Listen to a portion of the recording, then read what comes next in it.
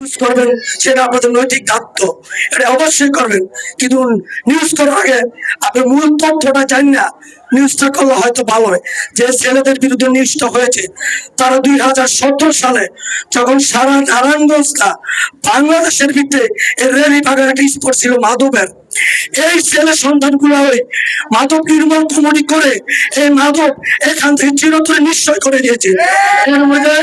এর মধ্যে আমার সদর থানা স্বেচ্ছাসেবক দল না, আবার 15 ওয়ার্ড স্বেচ্ছাসেবক দলের একটি ছেলে আসিফ কাজী, আবির, সানি, আপনারা জানেন সমস্ত মিডিয়া দর্শকদের লাগাতার নিউজ হয়েছে রেলি বাগান থেকে মাদক চিরতরে ধ্বংস করে দেওয়ার জন্য ওরা যুবক কমিটি করে মাদক পরিষ্কার করে 2017 সাল থেকে 2026 সাল ধরে রেলি বাগানে কোনো মাদক বিক্রি হয় নাই।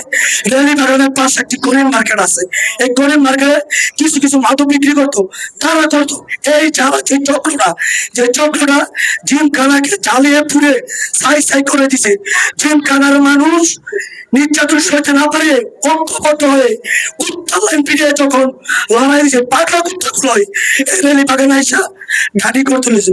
আমার পাগলা কুত্তা যদি 10 জনের কামড়াইয়া আপনার বাড়ির পাশে আপনি পাগলা কুত্তায় খুলে করবেন না বাড়ি শুরু করবেন? আমার প্রশ্ন হচ্ছে সাংবাদিকের কাছে এটাই, আপনারা সঠিক নিউজ করেন।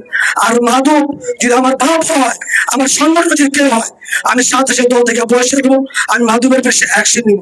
যাই হোক, সময় খুব সংক্ষিপ্ত, হয়তো অনেক মেলা বক্তব্য দিয়ে ফেলেছি।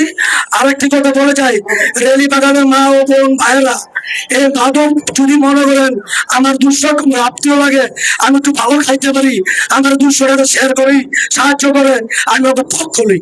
এক সময় দেখবেন এই মাদকটা আপনার সন্তানের গালাইয়া পড়বো। যখন সন্তান পাগল হয়ে যাবে তখন 200-400 টাকা খাওয়ানোর দূরের কথা, তখন আপনি নিজেরও ঠিক রাখতে পারবেন না। মাদক যে কত বড় ক্যান্সার, আপনার সবাই খেয়াল রাখবেন, মাদকের বিরুদ্ধে এক হবেন, মাদকের বিরুদ্ধে এক হবেন। যাই হোক, মাদকের ব্যাপারে কথা বলতে অনেক কথা হয়ে যায়। আজকে আমার